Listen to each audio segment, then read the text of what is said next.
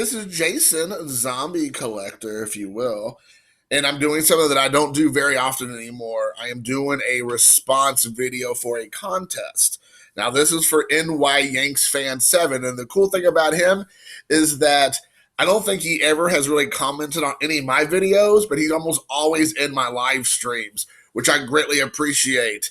And so I don't really get to build a lot of rapport with him via messaging through the comments, which kind of sucks because I only know him through his channel, and he's a faceless on his channel. I don't think he's ever shown his face.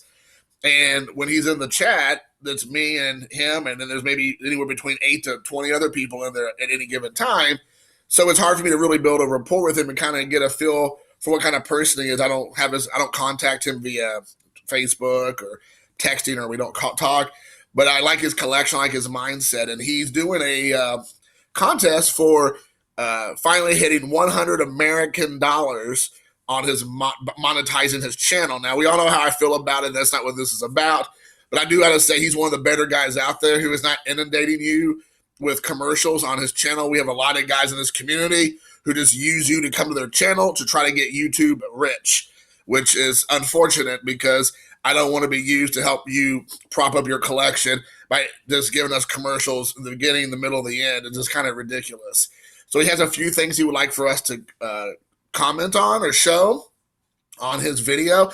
Obviously, he knows I'm a subscriber to his channel. He can obviously check this out. That's one of his requirements. Obviously, him and I have been talking and have been back and forth for a year or more. So I don't think there's a problem with that. But he did want to show off two of your most important, or one card or multiple cards that are important to you, your favorite cards in your collection. I have two different ones. One is the most cherished card of my collection that was sent to me by a YouTube friend, a guy in this community. His name is Alex Bowman53. I like to call him Old Timey Cards. Right when I really started on here, like 3 years ago, in the first 6-8 months, him and I just kind of hit it off. And he sent me a care package. He sent two cards in the mail, and I'm not gonna go through the whole story, but it's the only time I ever wish I would have filmed it, because I was such a noob. I was such a normie that I didn't put the camera on me to open. I didn't open it up. I didn't even know what it was. I don't know if he even reached out to me and told me that he was going to send me something. He might have got my address from someone else. So when I received the care package, I didn't know really what I was opening up. Now I obviously know the game, but back then I was such a noob, I didn't. And so I opened it off camera with my son, and I was completely blown away. I mean, I've got so many care packages, and I say that humbly because I've been the generosity of this community. But he sent me two cards. One was a Ichiro PSA Gem Mint 10 of the Top Living set of Ichiro, which is a fantastic card.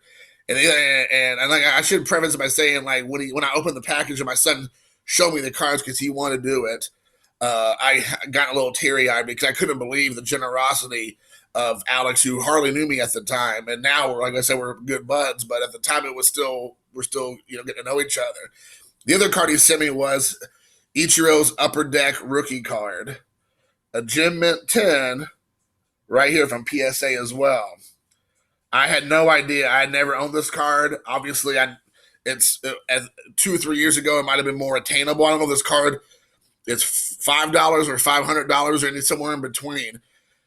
But I mean, obviously, he doesn't collect Ichiro, to my knowledge. He's very focused, and for him to spend his money on that card for me, I can never say thank you enough. So that's the card that is most cherished in my collection from a YouTuber in a care package. I receive lots of care packages. I've received lots of cards from other people, trading and just out of kindness of the heart, so they come over to my house and hang out.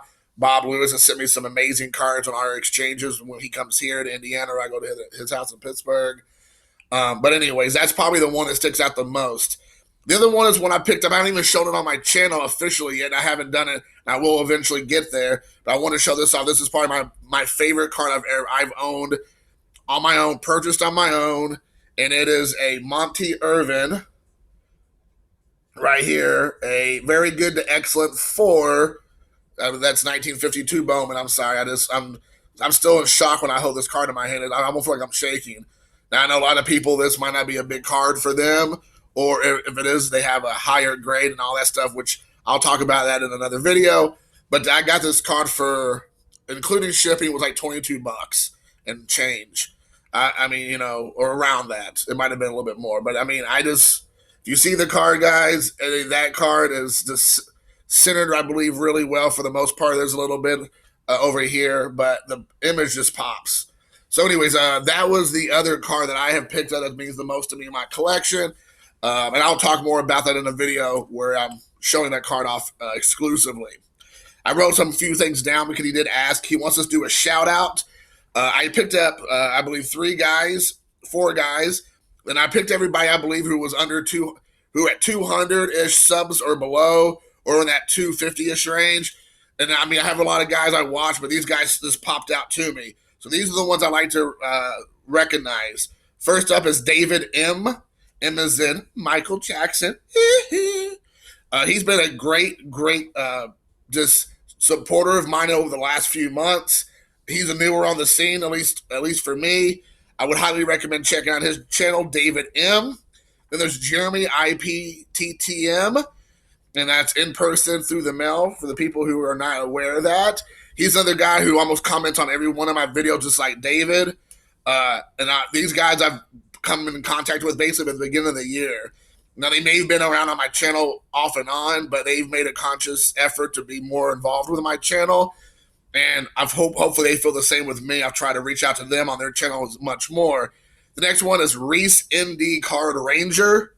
Both him and I think it's Jeremy, both sent me care packages. Yes, Jeremy sent me the Gil Hodges. But Reese sent me a care package out of the blue. We talked. He's been such a supporter of my channel, so I want to throw him out there and let people know about Reese ND, like Notre Dame, wink, wink, Card Ranger. And last is Vintage Card Steve, as in Steve Urkel. Another guy, I think he's in like the 250-ish range or maybe more, but they're all definitely that 250 or lower range. So I want to just like throw those guys out there who, you know, having a big YouTube channel like mine that's in that 400 range, you know, kind of a big deal. I know, not compared to NYYanksFan that I like to say, but those guys I would highly recommend checking out their stuff. They're pretty good about putting up content, but what I like about them also is not putting out a video every single day. So you can watch them. There's a few days in between where you can like catch up and things. I feel like a lot of people have moved away from that in the last couple months, which I greatly appreciate, because putting out content every single day, it gets overwhelming sometimes. And I know I try to do it regularly, but I also go chunks where I don't do anything for, you know, weeks on end. So it is what it is. And then lastly, he asked any 22 or 2020 objectives do you have in 2020? And for me, man, I mean, honestly, you know, I'm making a concentrated effort to buy more wax, either that's in blasters or packs, which I've done more probably breaking than I have at any time in the last couple of years. And, you know, I'm trying to get a couple big rookie cards off the market. And with the way the market's been crazy, financially, I don't know if it's going to make sense. I'm not trying to be one of those ghetto fabulous, you know, stimulus check guys that just blow all their money on sports cards. I'm trying to be somewhat, you know, smart about it and not blow all my money on cards and put that money away in a savings account. So I'm not trying to just like get crazy on cards. And quite honestly, I just don't feel like the market can continue to hold these prices. I think we're going to have a bubble burst. I don't know if it's going to be tomorrow or a month from now, 6 months from now, a year from now. But when you have like Sammy Sosa rookie cards that are like a bajillion of them, and Mark McGuire's and King Griffey Jr. cards that are like out of control, there's like no way that's reality. Like that's a fantasy world. That's a pipe dream. And if you're making money off of that, that's great. Whatever, more power to you. But that is no way that's going to be sustainable, because there's more of those cards that can go around the earth like 150,000 times than anything in the world. So it's not like it is something that is going to just be the standard. So once the bubble bursts and car prices get back down to somewhat reality, I'll probably try to pick up a few more rookie cards. But I've been hitting up the old interwebs to try to pick up a few more rookie cards from the 80s and 90s and even today. But a lot of it is just opening packs. I've just been enjoying opening product, and I'll probably go this weekend and do some more.